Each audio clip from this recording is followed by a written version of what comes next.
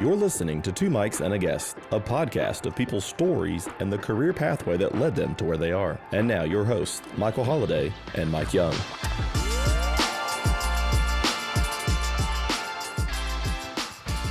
Welcome, everybody, to episode 12, I believe. Or no, 13?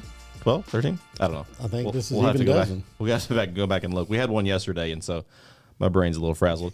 I am Michael Holliday, and joined with me, as always, is Mr. Mike Young. Good to be here. Excited about this one. Mike, I am nerding out and freaking out just a little bit about today's guest because I am a massive NASA space flight, anything space, anything astronaut related.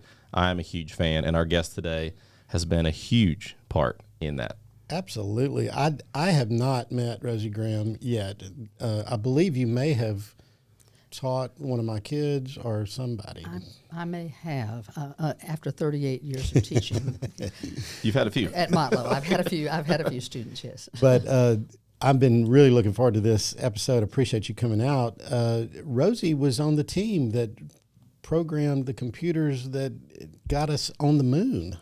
Well, yes, I was, and I think in looking back at that, that was the beginning of my career. I am thrilled that I was able to do that. I worked for IBM, and out of graduate school, I went there, and leading up to that, I think you have to understand the background of where I came from there. When I was in high school, Alan Shepard and John Glenn rounded the moon or went into space, and I was fascinated by that, and I was a math nerd, but I never thought I could be a part of that. You know, I just didn't think that. So I went on to college and majored in math and thought, okay, I'm going to be a math teacher. That's kind of, in my day, that was the opportunities we had to teach. And so I got an opportunity when I went to graduate school. Someone said, you really need to think about, they are gearing up the Apollo program in Houston. And I said, okay, what does that mean? They've got programmers. And I said, well, I don't program. There was no such thing in That's my the thing. day. When we talk about programming now, it's almost just part of even just saying coding now is part of the culture. Right, it is. It's so new then. Talk about what that was. When someone said computer at the time, what were you talking about? Computers took up a whole room back then, Well, right? more than that. More than that, yeah. More than that. Computers took up, the ones that we put men on the moon were, I always love saying this, they took up, there were 5 of them in a room, huge room, and they had 1 megabyte of memory. I mean, wow. I Megabyte. put that in perspective. We flew men to the moon with 1 megabyte of memory and 5 megabytes of large storage, And now our cell phones have like 250 gigs. That's crazy. I mean, it is crazy. So backing that up too, I came into this kind of in between. People have seen the Hidden Figures, the movie, and these women that started as math nerds and worked through that and were really kind of put down. Well, I am kind of beyond that scope. I'm 10 years after them. They laid a foundation. They laid a foundation for women to be able to even get in the door. I mean, before that, it was all men, and the women were in rooms by themselves. I was not that way. I was fortunate when I came to go, and very fortunate time-wise that I hit, right in 1968 when I graduated. And you think about that. And I went to that program, and the first Apollo mission that flew was in 1968, Apollo 7, and it flew in October. And then Apollo 8 flew in December, and Apollo 9 flew in. That whole series of Apollo missions leading up to the moon mission was the first 8 months of my work. Wow.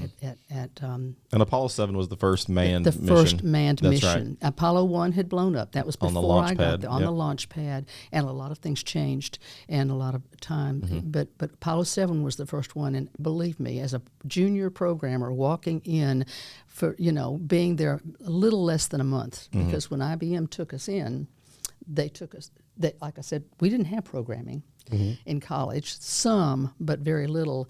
They took in math, engineers, whatever, to train how to program their computers. That's what the companies did. It was so new at the time. So I spent 3 months on-the-job training. Yeah. So we spent that time learning the languages, learning how to do this. So when Apollo 7 flew, I didn't actually work on Apollo 7. I was there, but most exciting time of my life. I thought, oh my gosh. And that was the first one that was really televised with a camera in the shuttle, even, exactly, I think, right? Exactly, in the capsule. Yeah, capsule, sorry, yeah. No, that's okay. Nationally televised. You're so young. From that far away. Yeah, I am young, and I wasn't around then, but I've tried to do so much research. I'm fascinated by that. Wally Shearer was on Apollo 7 He was on that Apollo ride, 7, and he's one of my favorite astronauts, if I'm allowed to have favorites. No, absolutely. Well, and Walt Cunningham was on that one, and Walt Cunningham has been here to UTSI to talk. Oh, wow. He was out here several years ago, and he was the one that said, "Oh," and I said, "I was there when you went up." He said, "You were one of the 400,000," and I said, "Yes, I was. Yes, I was." Takes a lot of people to and it put does. people into space. It does, and to put that in a little bit perspective, I was one of 30 women programmers out of 600 at IBM. Wow. So again, I come back from the day of women were just beginning to get into technology, into the business, so to speak. Well, like even we're working with high school students here, and a lot of them can't imagine being where they are now to whatever it's going to be when they go in the future, right? Yep. And speak about that a little bit. As a high school student, the question was whether you were going to go to college or not at all anyway, right? Well, I don't think I ever thought I wasn't going to college. Right. Education was an important thing to me, and obviously your family, they encouraged my family, it, right? Absolutely. And I'm not a first generation go to college. My family went to college from way back. So I don't think I ever had a choice about that. But in high school, did I know what I wanted to do? No. Like I said, open to me at the time was probably teaching. That was probably the major thing. Then I went to college, and a spark hit me. I went to a small women's college, Presbyterian Women's College, which is now a university, by the way, Queens in Charlotte, North Carolina. Well, Queens was a very progressive women's college at the time. We came in, we were in the time of, oh golly, the women's movement, but the civil rights movement was going on. The times were really changing back then. I mean, it was a time of turmoil. Mid 60s. Mid 60s. I went in 63 and graduated in 67, but I was proud to be at this liberal arts college for women that we thought was a finishing school. Most people would think you were. They were not. The people there, the instructors there, were more progressive. They wanted women to become leaders. They wanted women to be able to be their own people. They encouraged us. And I think I've said this before when I've given a talk. One professor, my freshman year, gave a talk to the entire student body, and she talked about what was expected of women in the day, and the expectations were to maybe get an education but to get married, to maybe have a job, small job. But once you had a family, it was your family, moving on, doing all of those things that women did, And she said, at the end of her talk, she said, "Is this then enough?" Wow. Is this enough for women to expect of themselves for the rest of their lives? And that hit me like a ton of bricks. Yeah. I don't know how many others it hit that way. I'm sure there were some. How did that sound to you? Because it's such a box. Like you can't. I mean, well, but that's an amazing question. It is an amazing question. She was an amazing person, yes. And she was my religion professor. But is it enough for women to just be this? Can you do more? And at that moment in time, I think I decided I'm going to aim towards something higher, something more, find out if there's something out there that I can do beyond this. And I spent the rest of my college career, having a wonderful experience with some wonderful, but I found every one of my professors there, which is a good thing about a small college, by the way. Yep. College classes were small. The professors cared. They knew your name. They went with you.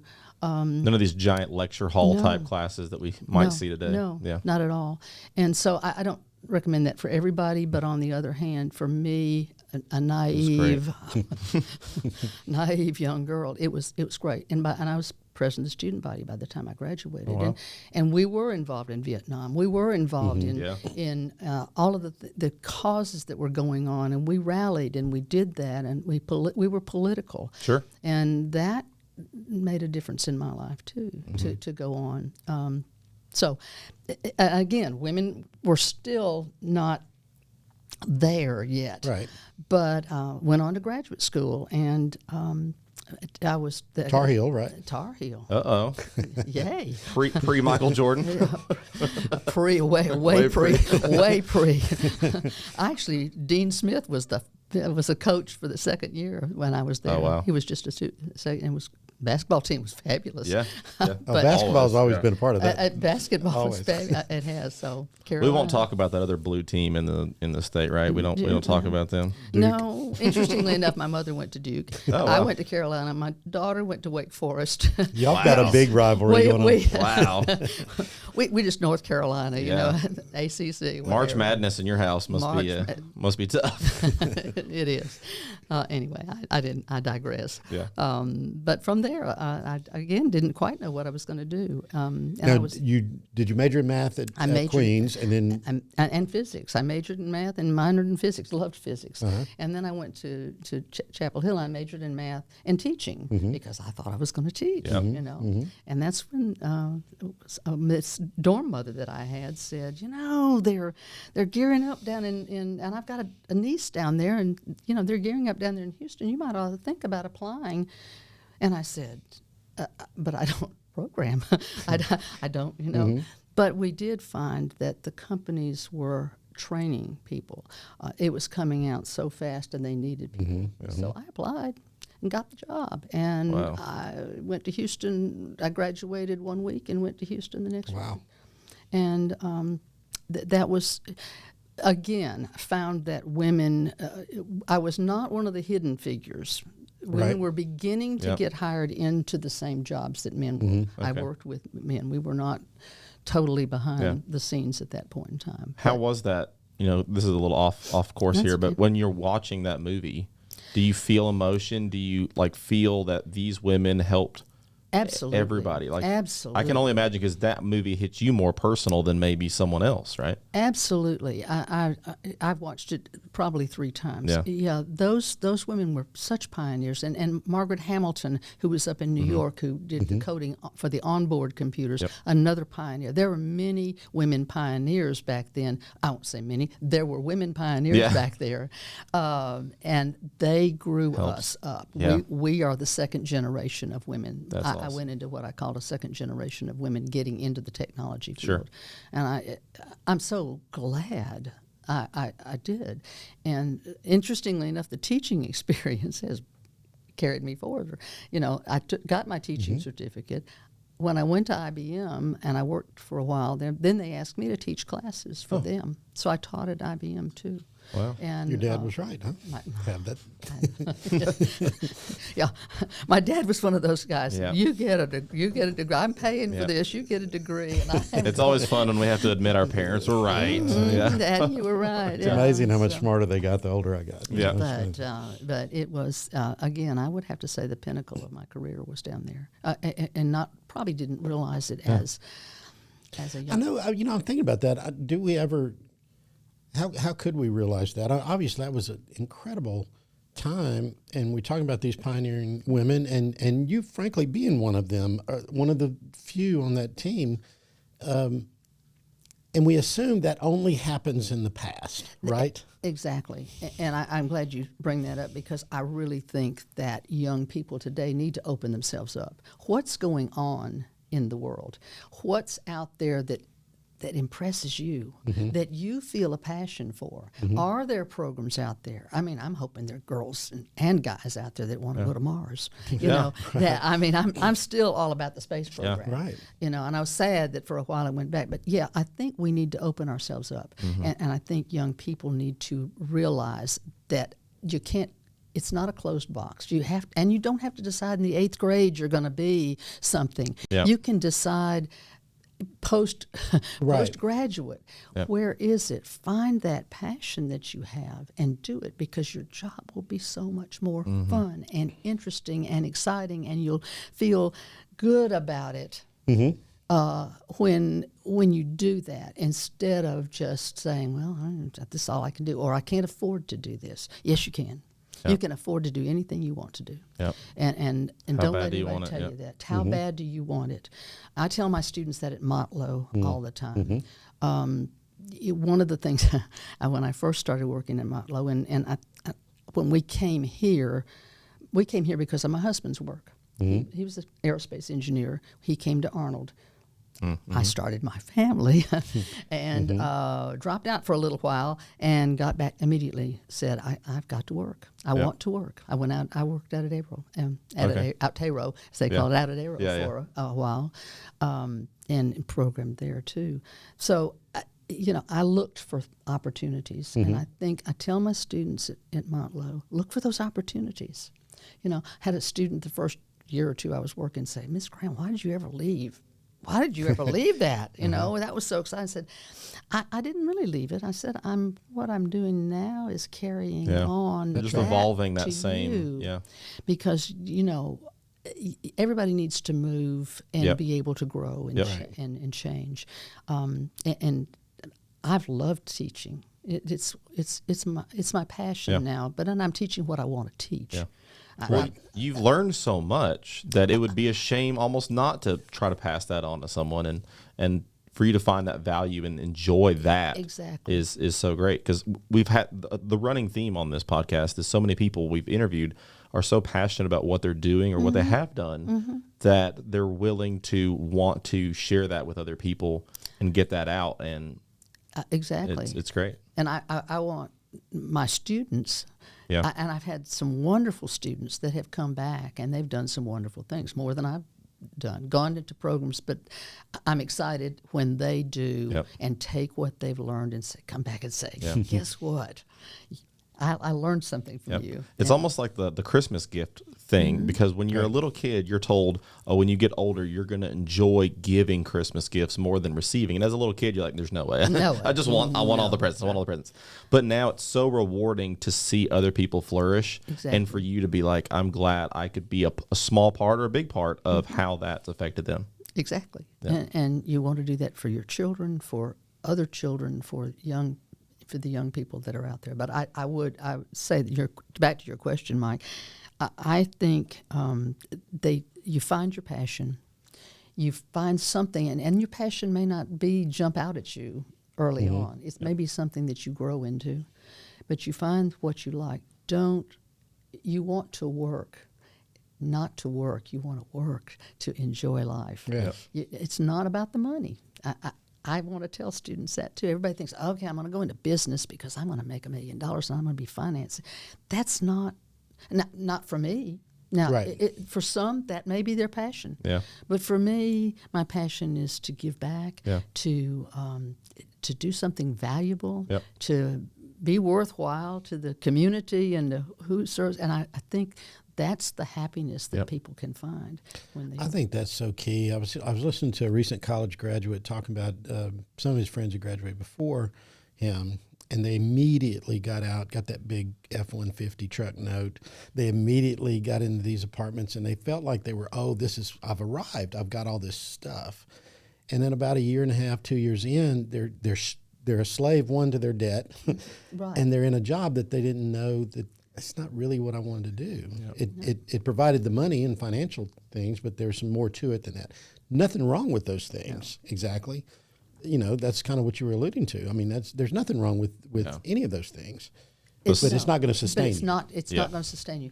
One of the things that we did too, as I think has changed, I understand that people now go out in the job force and they probably change jobs maybe 5 to 10 times. Yes, we've seen that on some previous guests. Yeah, that did not happen in my day. When you got a job, got a job, and you stayed with it, and they looked at you if you could keep that job and be successful in that, and that was sustaining. Yeah. Now, is that the only way to do it? Obviously not. But you can't just jump and hop and skip. Yeah, I don't think. I think you.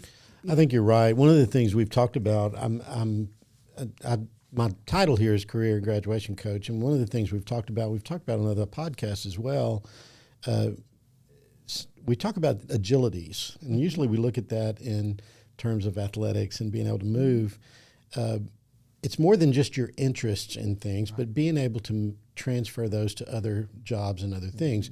Obviously, you've got this long, extensive resume of working with tech, but my goodness, tech has changed a lot since you. You had to be.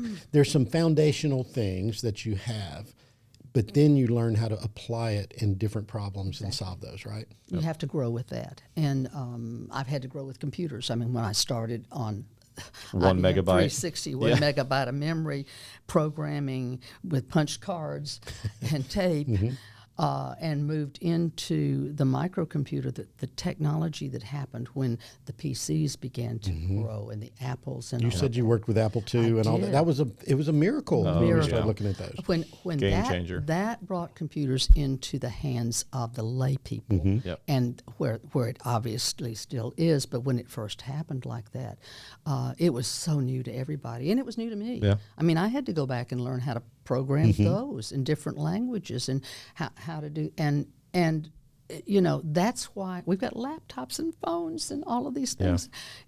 Can I keep up? We're in the midst of a technology revolution. If we were to look back years and years from now, if we're to look back, this is almost like the Industrial Revolution, but Exactly. for technology. It is. We're growing so fast. This was what I said way back when. They said if other industries had grown as fast as the automobile industry, Yep. for instance, had grown as fast as the computer industry, that today 6 would fit on the head of a pin and they'd get 1,000,000 miles to the gallon of gas, because that's how fast. And Yeah. that's in 50 years, y'all. I mean, we're really the first big computers came out during World War II, which is obviously 70 some odd years ago. But really the growth of computer and computer tech started in probably the 60s. What was the movie? There was a movie with Benedict Cumberbatch where he does the coding. The code breaking. Yes, yes. Alan Turing. Yes. And that was the code breaking. and all the plugs on the computer, and it looked like a switchboard from like the old telephone days. Like it's amazing It is. how that technology has now come to this. Yep. Like Right. with the internet and our phone, like in our pockets with almost 300 gigs, like we were talking about. It's amazing. Go ahead. No, you There was go. one thing that I heard too, some time ago, that the word computer prior to the 1940s and 50s was a person. Yeah. A computer, Oh wow. a person that calculated. They computed a lot of things. the women, again, I'll go back to women. They used women during World War II Right. to do all this calculation and all those plugs. Yeah. But they were computers.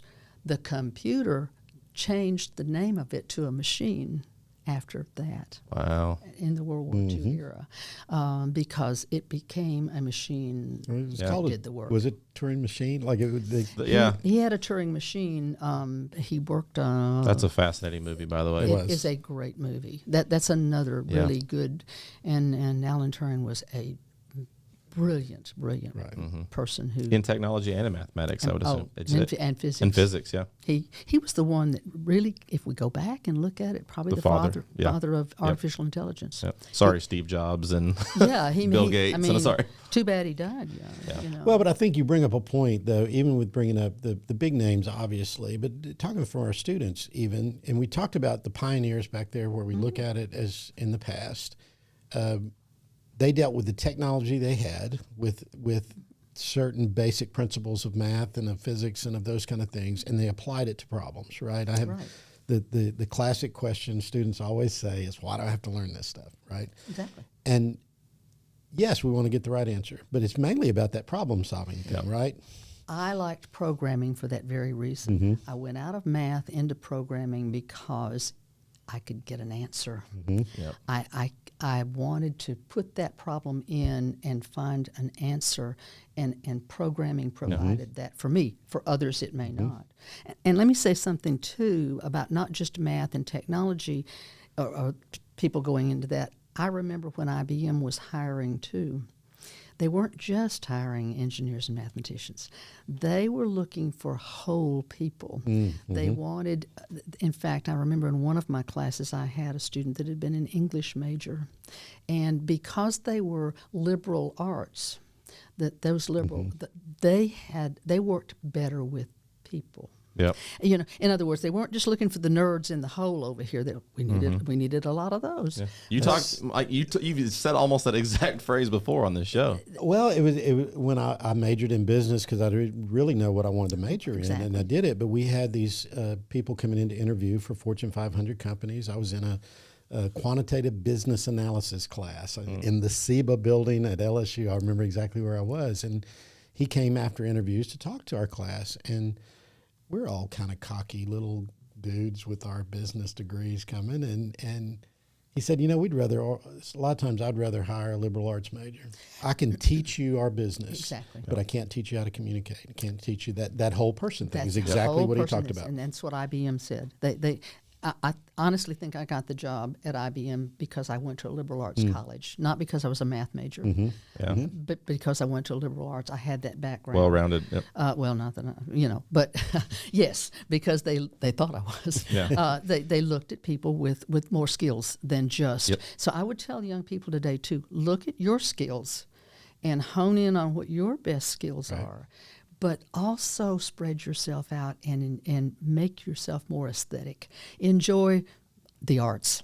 Enjoy theater. Enjoy history. Enjoy, Yes. Don't focus in one area. Focus your skills. Yep. But spread yourself. You can also get mentally burned out if you focus too hard on one specific thing. Absolutely. Yeah. Absolutely. And you can see that, and that's why some kids, will start in a career and they'll be like, oh, I don't have interest in other areas or other skills in other areas because I just devoted all my focus and pigeonholed myself, basically. Exactly. So, exactly. yeah, that's a great advice. So, if you're looking to have them go out and be who they can be, they've got to look at the whole picture. Well, and I'll tell you, I was looking through your story and resume and those kind of things. I was just as fascinated with your community service. I mean, speaking to what you're talking about, though, it's life is more than just the job, right? No question about it. You can't just focus in one, about the job. You've got to give yourself some time. Give yourself some other aspects of what you can do. I went on the school board because I thought, I could help in. Community theater, working with students, all of those things makes our community. If our community if you wiped those things out, even folks that didn't participate in would notice the difference, right? Yes. Exactly. You need to have your downtime too, or your other time, and so and community theater's been mine for me. I mean, I love the theater, and love singing and love music, and yes, I spent a lot of time doing that too. We're so lucky as a community to have a great community theater and everything like that. The arts in this town have carried us places. Our very first podcast guest ever is proof to that. He's a Grammy Award-winning Craig Terry, pianist for an opera house. Craig was in my daughter's class. Okay, yeah. In high school, and he played for the THS Singers. Craig is awesome. Yeah, he is an amazing talent. Who probably at the time when he was in high school had no idea. I mean, he knew he was talented, but his plan was not to go and do what he was talked doing about that. then. Yeah, but he's just an incredible. He was a great first guest. But for people like you that are volunteering or working in these community houses, it makes it easier for young people to flourish. You want to give them the opportunity. Yes. We've given a lot of young people in this town an opportunity. People, at the high school and the singers and the band, they've given just a chance. Yep. Students that may not know, and they get involved in something that's fun and exciting. It's not just football, and Right. And I have nothing against athletics. I think it's also it goes back to. Being well-rounded. And keeping their focus. There's some people that don't stay in school unless they've got something like athletics or music. Absolutely. They don't have a reason to stay. They just think, I can't do this math. I've heard that too many times. I can't do this math. Yes, you can. Yes, you can. Well, I mean, I raised 3 kids. 2 of them were soccer players. One of them was in the band. And each one of them were able to connect with significant adult influences through those different programs, right? And Exactly. they've brought that into wherever they've in the different career, 3 completely different careers where they're going to end up. And so it's important that well-rounded person is a big deal. And I think a lot of times we get stuck in our education thing just thinking about the functionality of it. And we all need to be hired. Right. We all need to have a job. But that doesn't define who we are as people. That's right. Yeah. Right? That's right. Another thing I want to say about that, too, that doesn't mean go out and do anything you can or build your resume up so that you do this, and this, but it's find those things that art that you're interested in. Right. Yep. And if it's theater, it's theater. If it's band, it's band. If it's soccer, it's soccer. Don't do all of them unless you want to. Yeah. But you may not do any of That's them right. well if That's you don't right. focus in some Yep. areas too. The same thing with your career. You're not going to go out and be a history teacher and a math teacher and what. You're going to focus, and those things that make you well-rounded then should be the things that you enjoy in life that make your life fuller. So, anyway. What would you tell that young girl back there in the day when she's going through high school, knowing what you know now? Hindsight. What do we tell them? I would say go for it. Let me tell you an experience I had. I went back for talking about that. I went back for the 50th reunion of the moon landing in 2019, right before all this pandemic. Yep. I went back and went through all of the areas down there in Houston. It was just so heartwarming. And I was on a little train with a lot of people that were driving us through building 30s and all that. This young girl was behind me, and she heard me talking to my husband, and she stopped me when we got out. She said, "Did you work on this stuff?" And I said, "I did." And she said, she's 15. She said, "I am so interested in this, and I am so glad to be." She said, and I said, "I'm thrilled to hear that there are young girls out there." I said, "You go for it." I said, "What do you like? What do you do?" She said, "I want to go to Mars." I said, I want you to go to Yeah. Mars. If that's so, I would say that was a thrill to me, to be on this end of it and saying there are still some girls out there that want to do this because it hasn't been pushed as much, I don't think, Right. in the last maybe 10 years. Young girls have had so many more opportunities. It's not just, so they think they can be fashion designers, and I'm not knocking that. Or there are many other opportunities out there for them. They don't think technology is for them. Right. Yeah. And it is. I mean, they're wanting to hire women out there, and the jobs are good, and the jobs pay well, and so that young girl, I would say the same thing to any young girl. That young girl really touched my heart for her to even say, "Oh, I'm so glad I knew you," because I'm nobody. I'm just one of the 400,000.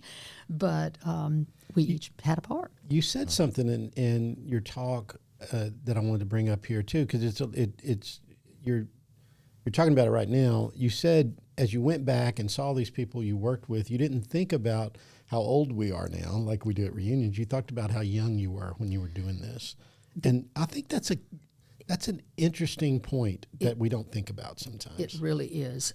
The average age, and I may have said that, but the average age of those of us working on the moon project, and that included everybody outside of the astronauts, was 29. Wow. Wow. I mean, you think about that, y'all. Yeah. 29 years old. I was 23, 24 at the time. I'm thinking, honestly, I didn't know I was that smart then.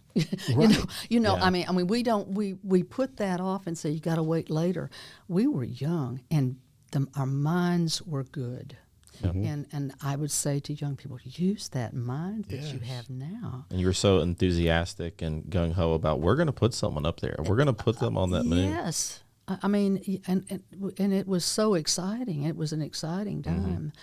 We were also trying to beat the Russians. So there was some competitiveness, right, too? There was a lot of competitiveness. I mean, we were ready to beat the Russians. Yeah. We were ready to get out there. I can't think of any program that brought together so many people for one positive purpose. Yep. Even though it was beat the Russians. Yeah. It was a positive thing, and I would love to see the United States get back to have us have. for sure. And there's things out there that could do that. It doesn't have to be Mars. It needs to be, we need positive efforts to bring our country together. And so many other technologies were discovered because of the moon race. In other fields, even like we've just research and aerodynamics and everything. I would only assume that. I heard a young woman, a doctor, we're talking about the vaccines and stuff, and I hate that we've politicized all that. I do too. But she was talking about. She said, I watched a football team win a national championship, and I was thinking, man, they practiced hard this year, and they were really good. And then she stopped and thought about it. These kids have been building for that since they were a kid. Exactly. They were training, they were learning how to play the game all the way through high school, and it culminated at this big event for them. And she came back and talked about the technology they used with these vaccines. And she said, we've been working on this for years and years. And it was for such a time as this. You talked about that in your talk as well, of being ready to step into that moment and contribute. And I just found what she said really compelling. I do too. Because I would agree with her. Nothing happens overnight. Right. It is a movement. It is that things happen and they happen for a reason. We learn and we grow. Absolutely, I think that's a wonderful way to say that. Well, as we're wrapping up, speak to one thing. Again, you've already alluded to this. I want to talk to you again. How does a young kid develop? You have two key mentors you've mentioned already, the religion professor, your dorm mom, that said the right things to you at that time that expanded it. You had to be willing to accept that too. You had to be willing to hear it and to be able to move on it. Take that in, yeah. Exactly. And your parents have an influence That's right, too. absolutely. But you've got to be willing to, like I said, open up and listen and find those things out there that are open to you. I think you look for your mentors and you find your mentors to do that sort of thing. I think it's I'm not making real good sense here. No, you are. Other it's than really to good. say I want young people to have opportunities that I didn't have. Opportunities change yearly, weekly, daily, and look for those opportunities that make you a fuller person. More of that. So I want young people to take what we've learned and expand upon it. Expand on it. Yeah. That's where we older people come back and say, I learned from my forebears. They guided me. I had mentors. You look for those things too. Don't stand still. Don't stagnate. Don't sit back and say, this can't happen or I'll never do that. The world's moving so fast, you can't. Oh, it's so, it's exponential. Yeah. As the mathematician. It's so exponential right now that it's scary. It's frightening how fast we are. And I think that frightens young people too. And there's social media that's so... It's 24/7. It's 24/7. I think that it just bombards them. Yeah. And we didn't have that problem. I didn't have that problem being bombarded with all that. So, technology. When you got your news and your content, you got it generally between these hours. That's right. And now, if you're bored at the DMV waiting for something, you're on your phone and you're absorbing stuff constantly. Yeah. And to my point, you look around and everybody's on their phone somewhere. Yeah. I was in a doctor's office yesterday and they were on their phones. Everybody was on, and I was too. Yeah. But you're going, what did we used to do? I know. We talked occasionally, didn't we? We did talk. We met people. We talked. I think the art of conversation, which is what you're doing here, has been a little lost to us. Yeah. And it's lost to young people. And because it is, they, again, need to sit down and reach I think you're out. so right. And this isn't two old people sitting over here saying, oh, back in our day. That's not what we're talking about. I am thankful for my phone to be able to, talk to my daughter in another state and my son in another state and do those things. Love it. Love text messaging. Those are things that are, but it's not to the exclusion of those that we have conversation. It's just in addition. But this is something that is a lost art in some ways. It is. I'm finding it a lost art, and I've got 3 grandchildren that I love to sit down and the best with them is to put that stuff down and let's play Yes. games together. Let's talk to and each other. it was even tougher last year with the pandemic, with everyone being in their homes. It's like the only way we could communicate was FaceTime or phone call. But you know what we But now rediscovered at my house? what's that? Jigsaw puzzles. Yes. Oh. And we would sit Yes. across the table Exactly. and talk. I Yes. mean, and do these things. And it was wonderful, right? Exactly. And we put them away. We didn't do it again. But I do think it's a thing that to nurture. Yeah. It's a thing. Well, I do. I think we've got to get back to that with everybody. With everybody, I've lost the art of conversation. Pandemic really was did. not It been threw good. us We're all just the out way of around. practice. We're just a little out of practice. Little out of practice. Not seeing people wearing masks and doing all of that, which I am fully for at this point in time. But I'm glad to see us hopefully coming out of this On the upside, yeah. On the other side. I see some hopeful signs. I on see that. some hopeful signs too. And thankful to technology for those signs. You know, Absolutely. I am. Yep. And you were asking, and this backing up a little Yeah. bit, what technology? The programs that came out of the moon rocks, if you want to go Correct. back, and medicine, there areas that we don't even. Friends of mine who know I'm into that stuff are like, what was the point of going to space? Was it just to beat the Russians? And I was like, no, that wasn't. And we've learned so much because of, like you said, the moon rocks themselves or the wind tunnel testing for the Saturn V. Like we've learned Right. so many things that have Right. gone into other fields, medicine and aerodynamics and computers. Computers and clothing. Clothing, and yeah. food. And you name an area that's not been touched by what was happening from that major program because technology bounced. Absolutely. And I'm not saying it's the only one, but it was the catalyst that drove so many. The material we make our cars out of, the things. I mean, you start going through the list of Going things, through the right? list, and when people said it wasn't worth it, oh my goodness, it was worth it. It wasn't just worth it for the fun. It was worth it for everything that came out of those. Was it programs. intimidating that first day walking on the NASA property? Mm-hmm. Like there's just huge buildings, tons, hundreds of thousands of people, right? Well, actually, at the time, it's pretty level. Yeah. It wasn't as big as it is Okay. now. You can go back now, and it is huge buildings and whatever. I went again when I went back. They took us through the old mission control room, and they keep it kind of there like a Yes. movie set, Yep. with the cigarettes and Kind of whatever. like Graceland. Yeah, They don't Graceland. touch it. We leave it. Period. Correct. Yeah. But and they don't use it anymore. They have other Sure. ones now. But yes, it was very intimidating when I first went. I was scared to death. I really walked in there like, Yeah. whoa. I've got to ask you this question. We've seen it in the movies. What did it feel like when he stepped on the moon? Oh wow. Just I'm. you know where you I were. think You remember where yes, you were? I was. I was in the mission control room. No kidding. I was in the back of it. And I'll tell you how lucky I got. If you've got a minute, We got to plenty listen. of time. Yes. I was a junior programmer. Like I said, all of this happened in the first 8 months I was there. So I was on some of these programs, but I was just beginning to get into it.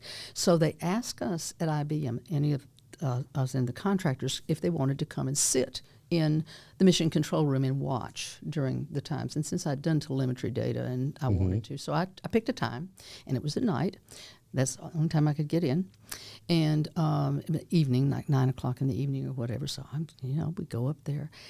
And it turns out that was not really the time he was supposed to step on the moon. It was supposed to have been 6 hours later. Yep. But Buzz Aldrin and anyway, Armstrong wanted to get out earlier. They said, "We're ready. We can't sleep. We're sitting up here. Why would I sit?" So they allowed them to go early, and I was in the mission control room when he stepped down the ladder. Just Happy tears, I would assume. I'm just sitting back there going, "Oh my gosh, how fortunate and was you, I?" And you hear that famous phrase. I hear that famous phrase. He steps down the ladder, and they're saying, "Well, he's coming down, and he's coming down." And he I don't- describes the surface Oh, at absolutely. first. He's on the last rung of the ladder, right? And he's describing what Right. it looks like. And Right. And And you're just standing there and see the big screen up there. And it was, now we were black and white on the Yeah. big Right. screen up Sure, there. And other people. But so at that time, I just happened to be in there. one small step, and then One small step. Wow. Well, and the whole room was just hushed for a little bit, and then it was exploding. Oh, And so how did it feel? Like surreal. Wow. Like I'm really not believing I'm here at this particular time, at this particular moment, and why am I here? And that's when I go back and say, how did I get there? What were the steps that took that I got there at that specific time, and how lucky was I?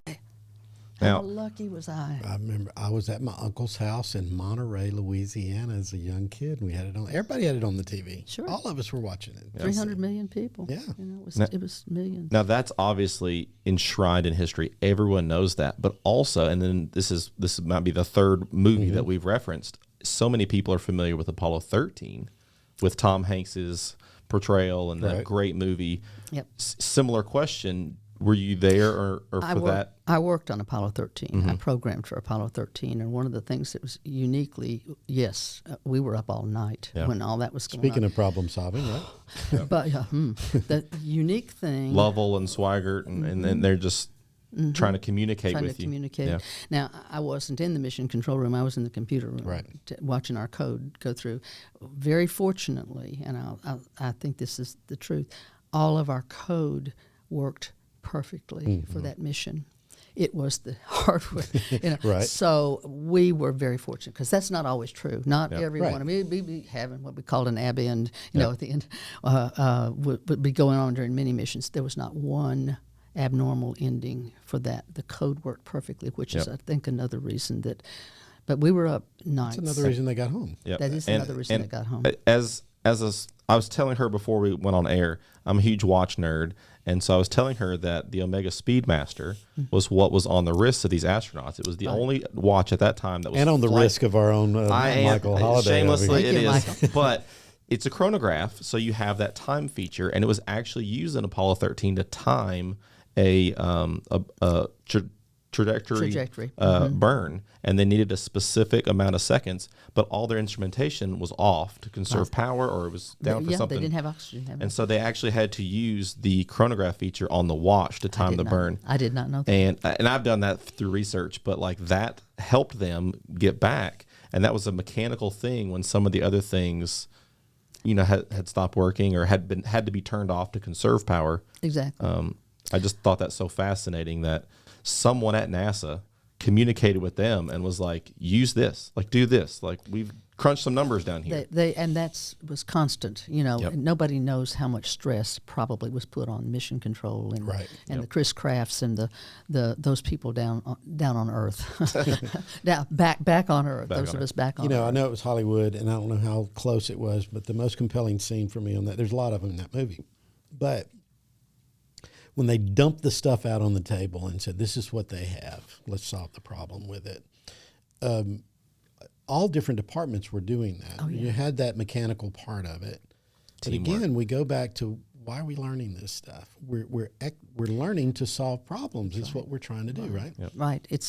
And that's not unrealistic. That how do you solve this problem? And you had so many different department heads there trying to all work together. And work together. And same type of thing actually happened on Mercury and Gemini. Yep. That's right. With the heat shields and all of that. There was some really issues on those things. Those men were fortunate to come back sometime. Right. I mean, I don't think people realize how hard it was. Now we're at SpaceX and we're sending people up. All of that was learned from those early missions. Those men were heroes. Yes. We put them out there. They were heroes because who knew whether they'd come back. And those unfortunate men on Apollo 1 that burned up in that capsule, it's very, very unfortunate. But there was so much that was learned from that to help guide the way for everyone else. That's a key thing about science as well. And I was not speaking to the specific tragedy of that. A lot of things have happened like that, and as we move, you learn from the failures as well. Oh yeah, and it's such a key point. If we don't fail, we're not learning. That's right. Everything is not a success, and you want the end product to be a success. Yes. But there are failures along the way, just like we've said, and. Again, I go back to the interesting thing about Apollo 13. There was failure there. They never made it to the moon. But they got back safely. But they got back, yep. Because of such technology, and so problem solving, on the job problem solving, and in the air, life threatening problem solving, and those of us on the ground sitting back saying, this is working. How did that feel? Here's your data. Yeah. Here's your data. Here's your data. That had to feel It did. similar euphoria, right? It's- I mean, I guess every it's a mission, but I success mean, feeling, gosh, yeah. gotta It be. is. It is. And I, I applaud the shuttle and the other programs too. I'm sorry that it didn't, didn't go as far. The money failed in certain areas, Right. and so I think that while the shuttle was a wonderful program too and should still be continued, there were a lot of things. It was a that huge happened. help to help build the ISS, right? Yes, it was. Yeah. Yes, it was.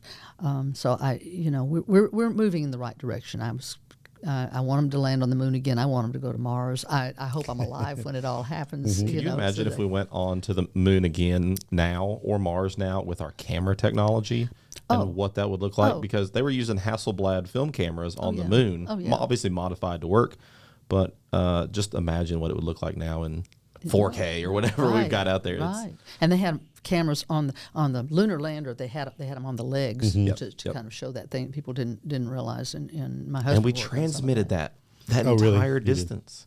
Yeah, we transmitted. That's amazing. Unbelievable. How we were able to see that image in 1969 is pretty amazing. It is very amazing, and they did some color. That was not something that like I said, we saw it in black and white, but there was some color Now, technology. you mentioned your husband. He was. You met him there. I did as well. We always teased and said the moon brought us together because he was working for NASA and he was an aerospace engineer and had worked on the Apollo, the Mercury and Gemini in Langley, and then came down to Houston and worked on Apollo and worked on the lunar lander and stuff. But he also helped design the wing of the space shuttle. Oh, wow. He was on that kind of team. So we both are nerds.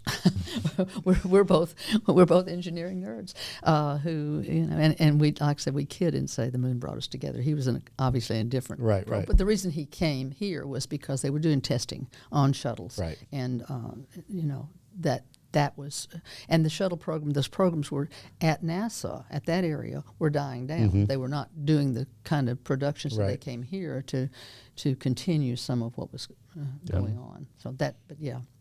I don't want to touch a sore subject. Was he able to be in mission control during these? No, times? he was not. You don't. You don't rub that in or No, anything. yes, I do. One up. Yes, I do. One up. No, he was not there. So, I guess they just gave that to us people that programmed the stuff for them. It's coming back. Oh my goodness, so- man, this has been great. Oh my goodness. Thank you. I Too many appreciate you stories having for, me. It's fun. It's fun to come back and kind of think on. I'm sorry, it's been a little random ride here. Oh no, it's I been could sit here for fantastic. hours. Obviously, we need to wrap this up, but I could sit here for hours and just listen to your stories. Well, We may have you back. Yeah. I'd love to come back. I'm sure there's some other things we could talk about, and I'm sure I've left some things out that were Yeah. key. Well, I just think you're an inspiration, and I think some of the things we didn't quite get to is just the transition of how not only technology has changed, but the role that women have played in all of this is such a key thing. There's so many things that that is a whole nother ball game. Yeah. I mean, the fact that it is a whole ball game. Women and girls really, I don't think we've come as far as we should. I think we've come a long way, but I don't think we've come as far as we should. And I think that there's still a stigma with in some ways of women not being able to do everything that they can do. We've got brains too. Well, and that was the thing that was fascinating to me, and maybe that we could talk about that when you come back, or I'm even now. But 100% down for a part two, so we can come back and. I was thinking about the long term with tech, but also you've taught students for a long time, and you've seen a change in that as well. No question about that. My experience at Montlow has been incredible. I really taught everything from soup to nuts out there in terms of computer technology, and it has been. I've watched the students change. I've watched them grow. I've watched the technology out there grow. And when I first was at Montlow, we were teaching on the DEC computer. We didn't have PCs out Right. there, and we was part of getting the PCs in there. And now we teach on only PCs and Apples and that sort of thing. But back then we were on the mainframe computers, causing all sorts of problems. figuring it out for all of us. My office was in the gym. I mean, the computers right, were. yeah. in Are you the- serious? I'm serious. I had a little office in the gym, and the the terminals were in a big old room over there in the gym. It was a nightmare. I would love to have you back. I went home. I went home the other day. My father-in-law bought me my first PC, and it was a Mac Plus. It had 30 megabytes of external hard drive, and we had the floppies, and it'd been up in my mom's attic forever. And turned it on. It came on, started working. So Isn't that amazing? we'd love to have you back. I Well, appreciate you being here. that, Mike. I appreciate you having me. I'm sure there are many other interesting people that It's you're so going to get amazing. in here. Yeah. And if I must say, this podcast episode has been out of this world amazing. Out of this world amazing. You know, you would get a rim shot. I'd get a rim shot on that one. I knew. Yeah.